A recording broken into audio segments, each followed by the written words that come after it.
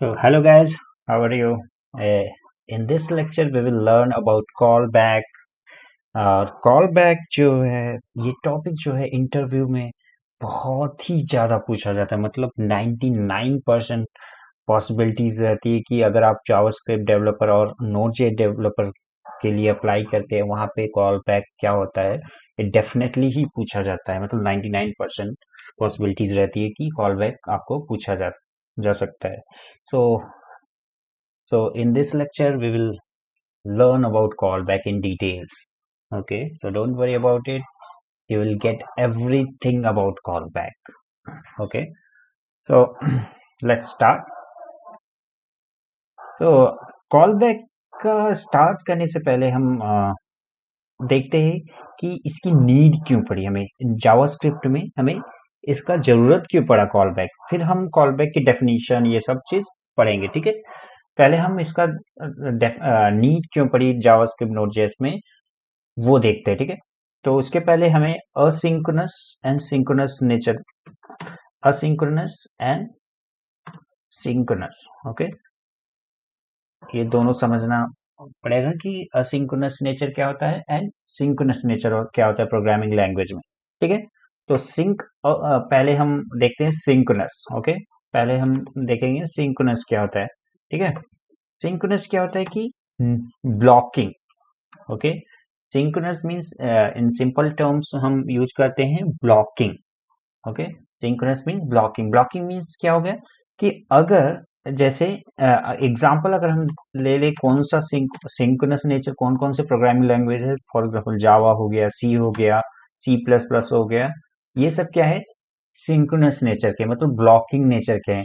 Blocking in the sense कि अगर एक लाइन पे, फॉर एग्जांपल यहाँ पे अगर हम कोई कोड है, जो कोई कोड है यहाँ पे, ठीक है, ये कोड है जो रीड करता डेटा से, डेटाबेस से डेटा, कुछ डेटा रीड कर रहा है इस लाइन में, और ये इस लाइन में भी कुछ कोड हैं, ठीक है।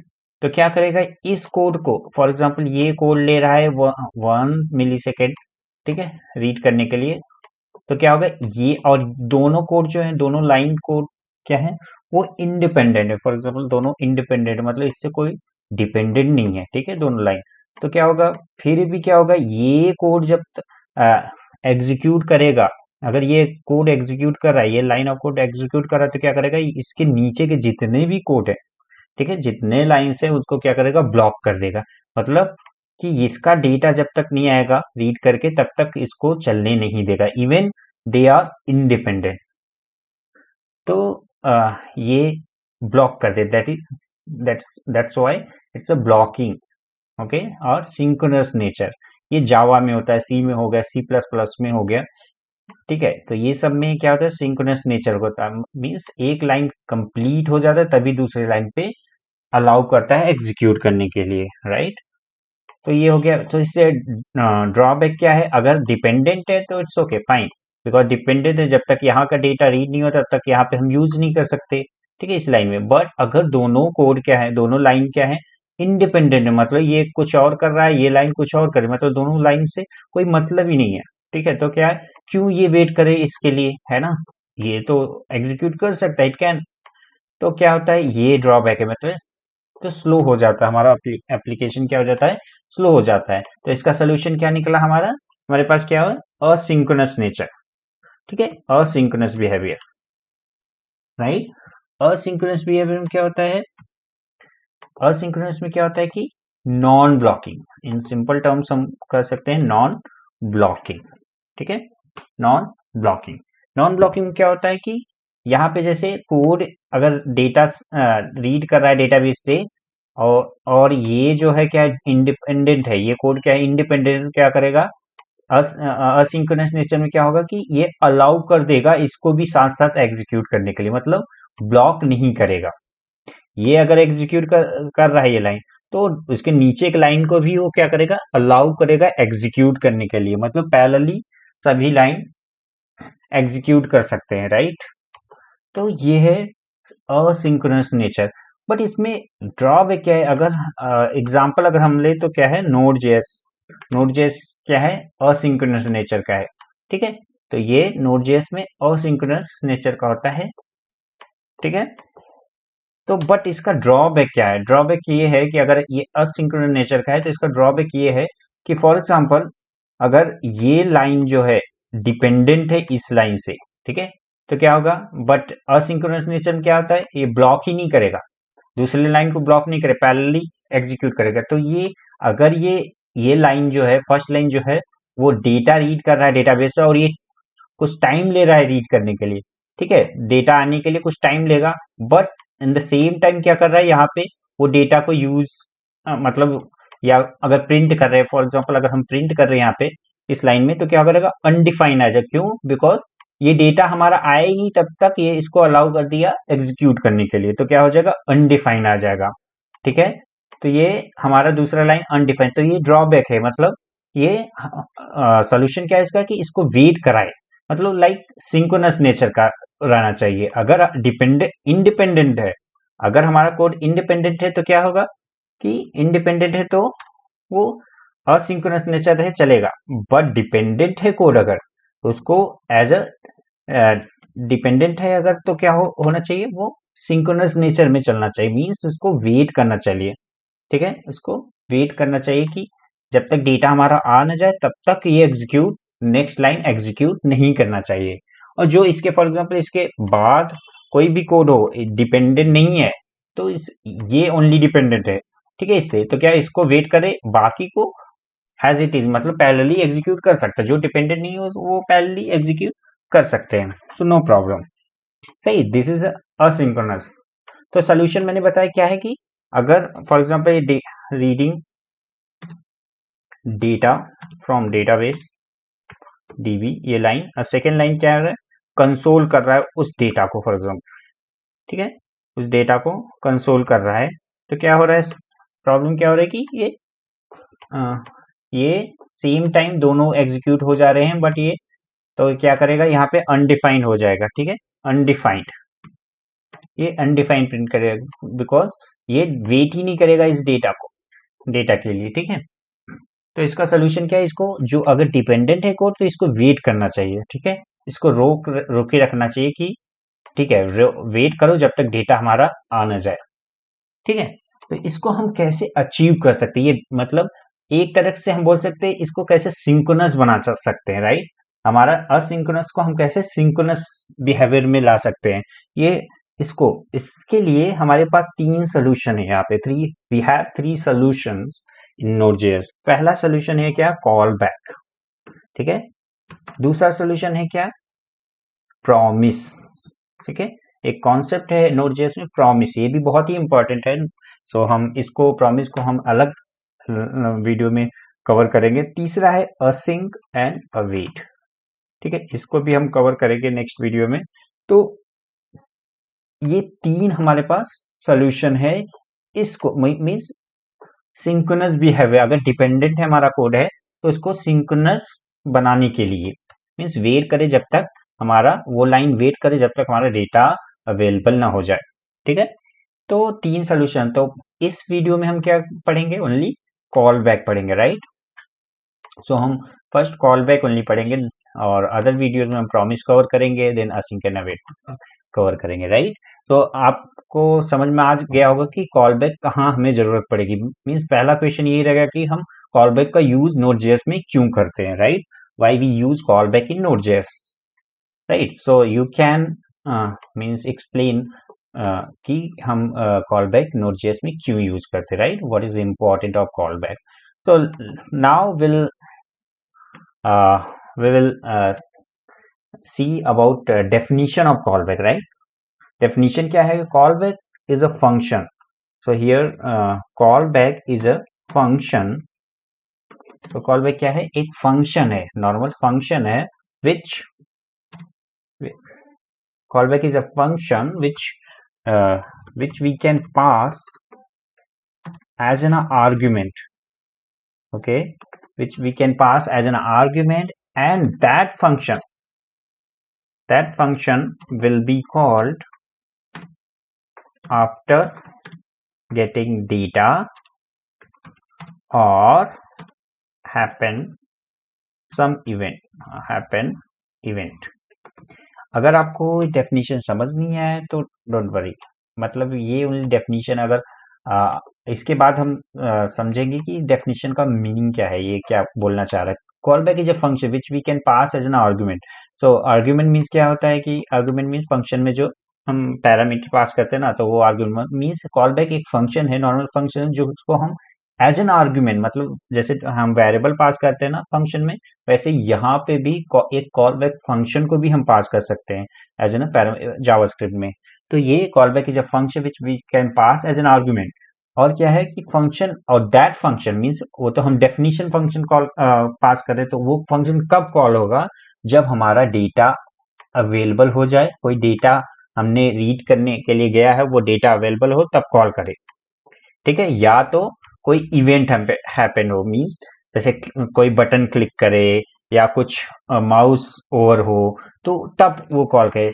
तो अगर हम देखें तो सोल्यूशन क्या था उसका, हमारा असिंक्रोनस से जो हमारा प्रॉब्लम आ रही थी, उसका सोल्यूशन क्या था कि जब तक डेटा ना आए तब तक हमें कॉल नहीं, मतलब वो दूसरी लाइन को हम एग्जीक्यूट ना करें, रोके रखे। तो इसका सोल्यूशन यही है कि देखो कि फंक्शन विल बी कॉल्ड, वो फंक्शन, ये call back function will be called after getting data, means data हमारा अवेलेबल हो जाए या कुछ इवेंट हो, इवेंट हैपन हो, means like mouse click, button कोई हो उसको क्लिक करे तब वो फंक्शन कॉल हो।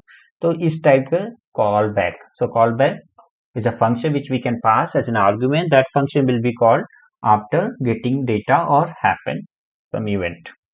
Okay, this is a definition. Okay, so we'll take one example here about callback, simple normal example, then हम एक अच्छा सा एग्जांपल लेंगे। ठीक है, डिफिकल्ट एग्जांपल लेंगे, पहले हम देखते हैं कि normal function call back function कैसे वर्क करता है। ठीक है, तो हम एक फंक्शन करेंगे, for example main one. Okay, ये एक फंक्शन है। ठीक है, ये प्रिंट कर रहा है आई एम मीन। ठीक है, अब इसको हम कॉल करेंगे मीन वन। तो एक कॉल बैक फंक्शन हम बनाएंगे यहाँ पे। ठीक है, लेट सी बी, मान लो इसका नाम सी बी रख देते हैं, कुछ भी ले सकते हैं सी बी। ठीक, राइट, और यहाँ पे हम करेंगे console dot log I am call back. ठीक है, अब मैंने क्या बोला है कि यहाँ पे फंक्शन, इसमें कॉल बैक की डेफिनेशन, फंक्शन, कॉल बैक एक फंक्शन है। ठीक है, या function which we can pass as an argument, हम आर्ग्यूमेंट पास कर, एज एन आर्ग्यूमेंट पास कर, तो हम ये फंक्शन को हम एज एन आर्ग्यूमेंट पास करेंगे मेन वन में। ठीक है, अब फंक्शन, तो यहाँ से अगर हम कुछ चीजें पास करें तो क्या करेंगे, यहाँ पे रिसीव करना भी चाहिए। ठीक है, उसको हम सी बी यूज कर रहे, कोई भी चीज ले सकते हो, सी बी ले रहे हैं। ठीक है, तो यहाँ पे विल बी कॉल्ड, अब ये फंक्शन, ठीक है, ये सी बी क्या है, कॉल बैक यही है फंक्शन, पूरा का पूरा फंक्शन डेफिनेशन हम पास कर रहे हैं। ठीक है, तो ये सी बी जो है क्या है, ये है पूरा। ठीक है, तो ये फंक्शन कब कॉल होगा, जब हमारा फॉर एग्जांपल यहाँ पे इस लाइन के बदले हमारा क्या है, डेटा रीड हो रहा है डेटाबेस से। ठीक है, तो डेटा रीड हो रहा है डेटाबेस से, तो हम क्या करेंगे, यहाँ पे इस फंक्शन को हम कॉल कर लेंगे, मतलब function will be called after getting data और हैपन समवेयर, मीन्स क्लिक हो रहा है इवेंट कुछ यहाँ पे, तो उसके बाद हम इस फंक्शन को कॉल करेंगे। तो ये है क्या, हमारा एक कॉल बैक फंक्शन। तो ये है simple normal call back function example. ठीक है, तो अगर इंटरव्यू में बोलता है कि एक एग्जाम्पल बताओ कॉल बैक फंक्शन का, तो ये ऐसे आप दे सकते हैं। तो let's run it. Okay, node app.js। देखिए, तो यहाँ पे क्या आ रहा है, पहले क्या आ रहा है, ये आई एम मीन वन, पहले ये फंक्शन हो रहा है, फिर क्या हो रहा है, ये कॉल बैक फंक्शन कॉल हो रहा है, आई एम कॉल बैक। ठीक है, तो यहाँ पे फंक्शन में फर्स्ट में रोके रखा कि अगर डेटा रीड हो रहा है तो रोके रखो, जब तक इसको कॉल मत करो जब तक हमारा डेटा अवेलेबल ना हो जाए। ठीक है, तो ये इसका सोल्यूशन यही था कि कॉल बैक फंक्शन से हम इस प्रॉब्लम को, ड्यू टू असिंक्रोनस नेचर जो हमें प्रॉब्लम आ रही थी, उसको हम ओवरकम कर सकते हैं कॉल बैक फंक्शन से। ठीक है, तो ये हुआ। सो एक ये नॉर्मल एग्जांपल है let's take one difficult example so that you can understand very well about callback. Okay, so before that example let's talk about set timeout. Okay, set timeout हम यूज करेंगे यहाँ पे किस लिए, टाइम डिले के लिए। Means यहाँ पे हम फॉर एग्जांपल अगर हमें टाइम डिले दिखा, फॉर एग्जांपल अगर हम डेटा रीड करने जा रहे हैं डेटाबेस से तो कुछ टाइम लगेगा, राइट। तो उस टाइम को यहाँ पे हम डायरेक्टली हम डेटाबेस का कोड लिख नहीं सकते अभी, बिकॉज राइट, तो हम यहाँ पे लिख नहीं सकते, तो उसको टाइम डिले को अचीव करने के लिए हम यहाँ पे set time out function use करेंगे। ठीक है, तो डोंट वरी अबाउट इट। ये सेट टाइम आउट हम किस लिए यूज करेंगे कि ओनली टाइम डिले अचीव करने के लिए। ठीक है, मीन्स अगर हम डेटा कर रहे हैं, रीड कर रहे हैं डेटाबेस से या फाइल रीड कर रहे हैं तो कुछ टाइम लेगा। ठीक है, फॉर एग्जाम्पल यार 2 सेकेंड ले रहा है, यहाँ पे हमने 2 सेकेंड दिया, तो वो 2 सेकेंड बाद ये फंक्शन, ये कॉल बैक ही है। अगर आप देखो तो ये कॉल बैक फंक्शन ही है, मीन्स 2 सेकेंड बाद ये कॉल होगा। ठीक है, यहाँ भी सेट टाइम आउट में भी कॉल बैक फंक्शन ही यूज हुआ था। 2 सेकेंड बाद क्या हो रहा है, ये फंक्शन कॉल होगा, राइट, ये चलेगा। तो यहाँ पे ये हम सेट टाइम आउट यूज करेंगे। तो सेट टाइम आउट किस लिए यूज करेंगे, ओनली हम अपने एग्जाम्पल में कि हम टाइम डिले अचीव कर सके, राइट। तो let's say one example here. सो हमारे पास एक फंक्शन है यूजर वन। ठीक है, यूजर वन करके है। ठीक है, इसके अंदर हम सेट टाइम आउट यूज करेंगे जिससे हम अचीव कर सके डिले। ठीक है, यहाँ पे हम रिटर्न करा रहे हैं। ठीक, return ID ID ID and name. ठीक है, यहाँ पे एक ऑब्जेक्ट रिटर्न करा रहे हैं जो डेटाबेस से रीड, फॉर एग्जांपल यहाँ पे एक कंसोल चला देते हैं, रीडिंग फ्रॉम डीबी। ओके, ठीक है, यहाँ नेम एबीसी। ठीक है, रिटर्न। ठीक है, यहाँ पे एक ऐसे ही एक और फंक्शन बना लेते हैं, यूजर टू। ठीक, ID and XYZ। User one reading, sorry user two reading and user one reading, right. अब हम इसको दोनों फंक्शन को एग्जीक्यूट करने के लिए क्या करेंगे कि पहले कॉल करेंगे, राइट। और यहाँ पे रिटर्न कर रहा है तो इसको हम आईडी पास करेंगे 1, यहाँ पे आईडी पास कर रहे हैं। ठीक है, और किसी यूजर वन डेटा। ठीक, अनलेट, यहाँ पे हम उसको कंसोल कराएंगे इस यूजर वन डिटेल्स करके, और यहाँ पे इसको हम यहाँ पे प्रिंट करा देंगे। ठीक है, जो रिटर्न होगा वो प्रिंट करा देंगे। और सेम हम कॉल करेंगे यूजर टू वाले फंक्शन को भी। ठीक है, और यहाँ पे 2 पास करेंगे और सेम कंसोल करेंगे। ओके, हमारा हो गया user two details, user one details. ठीक है, यूजर टू, यहाँ पे भी मैं कर दूं 2, राइट। ठीक है, अगर मैं एग्जीक्यूट कराता हूँ इसे, सो यहाँ पे हम प्रिंट करें कंसोल एक, यहाँ पे प्रिंट करें कंसोल।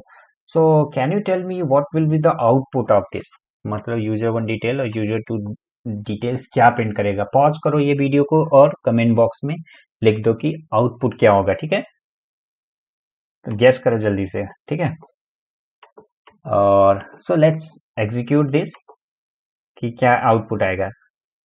Let's see. ओह, ये क्या है, user one detail undefined, user two detail undefined. अरे ये तो मैं यहाँ पे रिटर्न कर रहा हूँ, और यहाँ पे सॉरी यहाँ पे हम टाइम भी दे देते 2 सेकेंड का। ठीक है, यहाँ पे भी 2 सेकेंड का टाइम दे देते हैं, राइट। अब देखते हैं क्या आता है। तो user one detail undefined, user two detail undefined, but after 2 second ये क्या हो रहा है, user one reading, why undefined, यहाँ पे रिटर्न कर रहे हैं डेटा, रिटर्न तो कर रहे हैं डेटा, यहाँ पे रिटर्न क्यों क्यों कर हो रहा है ऐसा, अनडिफाइंड क्यों आ रहा है? सेम जो मैंने पहले बताया कि ये यूजर वन कितना टाइम ले रहा है डेटाबेस रीड करने के लिए, 2 सेकेंड, ठीक है। ये यूजर टू कितना टाइम ले रहा है, 2 second, but due to asynchronous nature इसको इसको ना वेट नहीं कराएगा। इवन ये दोनों क्या है, इंडिपेंडेंट, सॉरी डिपेंडेंट है दोनों, ये भी डिपेंडेंट और ये दोनों डिपेंडेंट। तो क्या करना चाहिए, इसको इस वाले को वेट कराना चाहिए जब तक हमारा डेटा अवेलेबल ना हो जाए, मतलब रिटर्न। बट क्या कर रहा है, ड्यू टू असिंक्रोनस नेचर ये क्या हो रहा है, वेट नहीं करा रहा है, मतलब इसको भी अलाउ कर रहा है एग्जीक्यूट, बट डेटा तो है ही नहीं, तो इसलिए क्या कर रहा है, अनडिफाइंड दे रहा है। तो इसका सोल्यूशन क्या है हमारे पास, जैसे हम we have already discussed about call back. इसका सोल्यूशन ये है कि वेट करे जब तक हमारा डेटा अवेलेबल ना हो जाए, ठीक है। Let's resolve this problem using call back, okay. तो लेट्स रिजॉल्व दिस, राइट। सो हम इसको हम कैसे रिजॉल्व कर सकते हैं, देखते हैं। तो कॉल बैक को मीन्स क्या है, हम एज एन आर्ग्यूमेंट पास करेंगे, ठीक है। तो एक फंक्शन ले एरो फंक्शन ही ले लेते हैं, ठीक है, यहाँ पे, और इसमें u1 लिख लेते हैं, ठीक है, और इस u1 डेटा को हम प्रिंट करा देते हैं, राइट। ये मान लो ये यहाँ पे कंसोल या यूजर डिटेल दे देते हैं, देखना मैजिक क्या होता है, राइट। जावास्क्रिप्ट बहुत ही ब्यूटीफुल लैंग्वेज है, तो बहुत ही इजी एंड ब्यूटीफुल। ऐसे ही सेम हम करेंगे यूजर टू के लिए भी, ठीक है। तो यहाँ पे कॉल बैक फंक्शन कौन सा है, ये है सेकंड। यहाँ पे दो पैरामीटर मैं पास कर रहा हूँ, एक यूजर आईडी पास कर रहा है, एक क्या कर रहा हूँ, एक function that is call back function, ठीक है। तो यहाँ पे यूजर टू टू पास करेंगे, ये मान लो यूजर टू, ठीक, इसको रिमूव कर देंगे, यूजर टू, परफेक्ट। बट यहाँ पे दो चीजें पास कर रहे हैं ना, यूजर वन में यूजर टू, बट यहाँ पे रिसीव क्या हो रहा है, ओनली वन। तो एक और चीज ले लेंगे, एक जैसे नॉर्मल फंक्शन में हम कॉल बैक फंक्शन में एग्जांपल में दिखाया था, वैसे एक सीबी, ठीक है। यहाँ भी कोई भी वेरिएबल नेम ले सकते हैं, we can take any name, but यहाँ पे सीबी ले लिया, ठीक है। अब क्या हमें ये इंस्टीड ऑफ रिटर्निंग हम क्या करेंगे, फंक्शन को कॉल करेंगे, ठीक है। सीबी मतलब यहाँ से डेटा ले रहा है, रीड कर रहा है, तो हम क्या करेंगे, जब तक डेटा अवेलेबल ना हो जाए तब तक हम क्या करें, 2 सेकेंड ले रहा है इसको डेटाबेस को रीड करना, तो हम तब यहाँ पे कॉल करेंगे, ठीक है। इस सीबी क्या है, ये यही है जो इसके अंदर कॉल ये हो रहा है ना, ये यही है सीबी हमारा, ठीक है। तो ये इसके अंदर क्या है, एक पैरामीटर है, ठीक है। सीबी के अंदर हम यहाँ क्या करेंगे, एक ऑब्जेक्ट पास कर, ठीक है। और यहाँ पे इंस्टीड ऑफ रिटर्निंग हम क्या कर देंगे, कॉल बैक कॉल, राइट। अब हमारा ये हो गया कि देखो यहाँ पे यू वेरिएबल रिसीव हो रहा है, ये देखो ये क्या है, फंक्शन डेफिनेशन है, डोंट बी कंफ्यूज, ये क्या है, फंक्शन डेफिनेशन। तो अगर ये फंक्शन डेफिनेशन है, इसको एग्जीक्यूट करने के लिए हम क्या करेंगे, इसको कॉल करेंगे। कॉल कहाँ कर रहे हैं, यहाँ पे, कॉल कहाँ कर रहे हैं, यहाँ पे। और इसका एक वेरिएबल है जो रिसीव कर रहा है कुछ, तो पास कर रहे हैं एक ऑब्जेक्ट, हम यहाँ पे पास कर रहे हैं डेटा, मतलब यूजर डिटेल्स ऑब्जेक्ट, ठीक है। नाउ पॉज द वीडियो और guess what will the output comment box में लिख के बताओ आउटपुट क्या होगा, right. Now will run it, see 1 2, yeah, now we got the output. Can you see output, user id1 name abc, यहाँ पे देखो perfect, user one reading from db, user one and then data मिल रहा है, user two reading from db and then wait कर रहा है data को। मीन्स ये वेट करेगा, ये वाला वेट करेगा कि क्यों, बिकॉज ये कॉल ही कब कर रहा है, ये इसको रीड करने के बाद, मतलब आफ्टर 2 सेकेंड ये कॉल कर रहा है। That is the advantage of call back. Means जो हमारा असिंक्रोनस नेचर से जो प्रॉब्लम आ रही थी उसको ओवरकम करने के लिए हम कॉल बैक यूज करते हैं, that is a callback example here. So ये हमारा कॉल बैक एग्जाम्पल है। राइट। तो अगर अब ये कॉल बैक हो गया, now you can ask that क्यों हम लोग मूव किए प्रॉमिस के लिए, और क्यों हम लोग मूव किए असिंक्रोनस जब कॉल बैक ही इसको ओवरकम कर सकता है प्रॉब्लम को, तो हम क्यों प्रॉमिस क्यों? बिकॉज कॉल बैक यूज हम जब करते हैं तो ना, तो एक प्रॉब्लम आती है, राइट। एक प्रॉब्लम क्या आती है? फॉर एग्जाम्पल देखते हैं वो प्रॉब्लम क्या है पहले।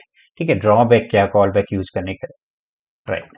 ठीक है, तो यूजर वन रीड कर रहा डेटाबेस और वो 5 सेकंड ले रहा है, ठीक है, और ये 2 सेकंड, ठीक है। बट हम क्या कर चाहते हैं, अगर हम एग्जीक्यूट कराएंगे तो आउटपुट क्या होगा यहाँ पे? यू कैन गेस क्या होगा आउटपुट? बिकॉज ये 5 सेकंड ले रहा है, तो क्या होगा ये, क्या होगा, ये जल्दी नहीं आएगा, बाद में आएगा। यूजर टू का आउटपुट पहले आएगा, देन यूजर वन का आउटपुट आएगा, राइट। अगर हम एग्जीक्यूट करें इसको क्या होगा, लेट्स सी।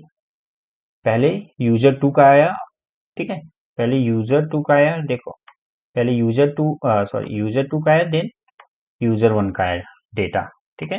बिकॉज ऐसा क्यों? बिकॉज ये जो यूजर यूजर वन को डेटा रीड करने में कितना टाइम लग रहा है, 5 सेकेंड, और यूजर टू को डेटा रीड करने में कितना टाइम लग रहा है, 2 सेकेंड। तो इसलिए पहले यूजर टू का डेटा आ गया, देन यूजर वन।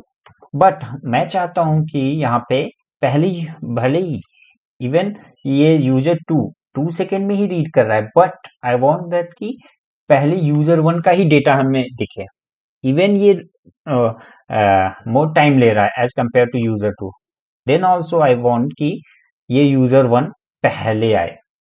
तो कैसे कर सकते हैं हम? इसका सोल्यूशन क्या है? इसका सोल्यूशन ये है कि यूजर वन के अंदर नेस्टेड कॉल करें, यूजर वन के अंदर हम इसको कॉल करें, राइट। ये लाइक दिस। तो यहाँ पे क्या हो रहा है, अगर हम इसका प्रोसेस समझे, स्टेप समझे, क्या होगा, यूजर वन पहले कॉल होगा, तो ये कॉल भेज दिया, ठीक है। अब क्या होगा, यूजर वन डिटेल्स, ठीक है। अब इसको ये जो फंक्शन होगा ना, ये टोटल क्या होगा, ये सीबी रिसीव करेगा, ठीक है। ये फंक्शन टोटल क्या होगा, ये वाला सीबी रिसीव करेगा। सीबी कब कॉल हो रहा है? आफ्टर 5 सेकंड, मतलब ये हमारा डेटा अवेलेबल हो जा रहा है, तब इसको ये 5 सेकंड बाद ये कॉल होगा, तो 5 सेकंड के बाद कॉल होगा, तो यूजर टू कहाँ है? यहाँ है। यूजर टू कब कॉल हो रहा?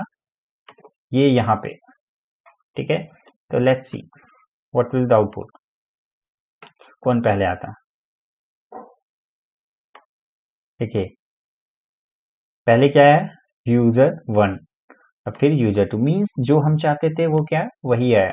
मीन्स पहले यूजर वन, भले ही इवन ये 5 सेकंड ले रहा है, तो बट हमने क्या किया, नेस्टेड कर दिया, इसलिए दैट्स वाई ये बाद में। बट इसका प्रॉब्लम ये है, जो हम ऑर्डर अचीव करना चाहते हैं, ठीक है, कोई ऑर्डर अचीव करना चाहते हो, तो प्रॉब्लम है, अगर फॉर एग्जाम्पल यहाँ पे ओनली 2 यूजर है, अगर हमारे पास 100 यूजर होते तो क्या हो जाता है, यूजर थ्री, फिर क्या हो जाए, यूजर, ऐसे नेस्टेड नेस्टेड, ठीक है, लाइक दिस, नेस्टेड नेस्टेड, ऐसे यूजर 5 है, यूजर 6, तो क्या हो जाएगा, ये कोड मैनेज करने में बहुत ही प्रॉब्लम हो जाएगी। मतलब अगर कहीं एरर है या कुछ है, कहाँ से ये कोड कहाँ क्लोज हो रहा है, ये मींस मैनेज करने में, और रीडेबिलिटी क्या हो जाएगी, बहुत ही कम हो जाएगी। मतलब मींस अंडरस्टैंड, मतलब यूजर रीडेबिलिटी बहुत कम हो जाएगी। तो ये इस प्रॉब्लम को जो, अगर हम कोई ऑर्डर अचीव करना चाहते हैं और नेस्टेड कॉल बैक हो रहा है बहुत बार, तो इस प्रॉब्लम को हम बोलते हैं कॉल बैक हेल और क्रिसमस प्रॉब्लम, ठीक है। ये क्रिसमस टाइप का ट्री बनता है, अगर हम ऐसे मल्टीपल 100 टाइम्स करें तो ये क्रिसमस टाइप का ट्री बन जाएगा, तो क्रिसमस प्रॉब्लम, ठीक है, क्रिसमस ट्री प्रॉब्लम। इंटरव्यू में ये बहुत इंपॉर्टेंट क्वेश्चन है, कि इंटरव्यू में पूछते हैं कि what is a callback hell और Christmas tree problem, what is. तो क्रिसमस ट्री और कॉल बैक हेल प्रॉब्लम क्या है, कि अगर हम कोई भी ऑर्डर अचीव करना चाहते हैं विद कॉल बैक फंक्शन, तो क्या हो जाएगा, nested, we need to call nested call back, right, we need to use nested call back. और इस इसलिए क्या हो जाएगा, मैनेज करने में बहुत बड़ी प्रॉब्लम आ जाएगी। तो यूजर रीडेबिलिटी लेस हो जाएगी। तो इसे हम कॉल बैक हेल या क्रिसमस ट्री प्रॉब्लम बोलते हैं। ठीक है, तो इसको ओवरकम करने के लिए हम जाते हैं प्रॉमिस के लिए। ठीक है, प्रॉमिस के लिए हम नेक्स्ट वीडियो में देखेंगे कि क्या होता है प्रॉमिस। तब तक के लिए बाय बाय।